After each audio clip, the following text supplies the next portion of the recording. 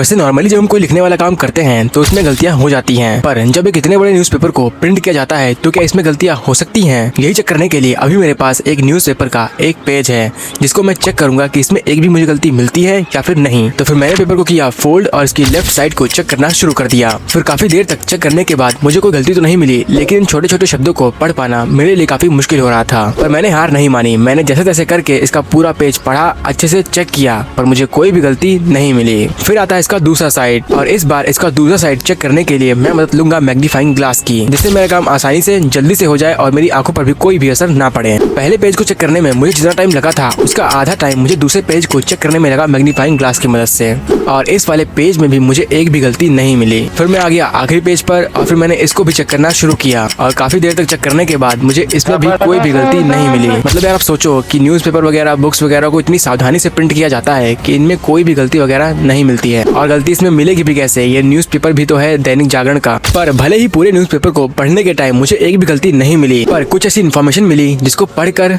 जानकर मैं खुश हुआ, सरप्राइज हुआ और दुखी भी हुआ। दुखी इस बात से हुआ कि हमारे देश में इतना ज्यादा करप्शन है कि अतुल सुसाइड वाले केस के लिए यहाँ पर लिखा है कि कोर्ट में जज के सामने लॉयर रिश्वत लेता था। वही सरप्राइज इस बात से हुआ कि ये जॉब क्लासिफाइड का एक बॉक्स देख रहे हैं, इसके अंदर लोग अलग अलग तरीके की जॉब ऑफर कर रहे हैं। किसी को नर्स चाहिए, किसी को ड्राइवर की जरूरत है, किसी को गार्ड की जरूरत है, किसी को किसी की जरूरत है, और ये सारी जॉब लखनऊ में ही है, आसपास के इलाकों में। और इससे पहले मुझे इसके बारे में पता भी नहीं था, मुझे पहली बार पता चला इसके बारे में जब मैंने न्यूज़पेपर को इतनी ध्यान से पढ़ा। और शौक इस बात से हुआ कि 2022 में जब कोविड की वैक्सीन वगैरह लगाई जा रही थी, तब 2 लड़कियों की कोविशील्ड की पहली डोज लगने के 1 महीने के बाद मौत हो गई थी। पहले तो उनको काफी सारे साइड इफेक्ट हुए और फिर 1 महीने बाद उनकी डेथ हो गई।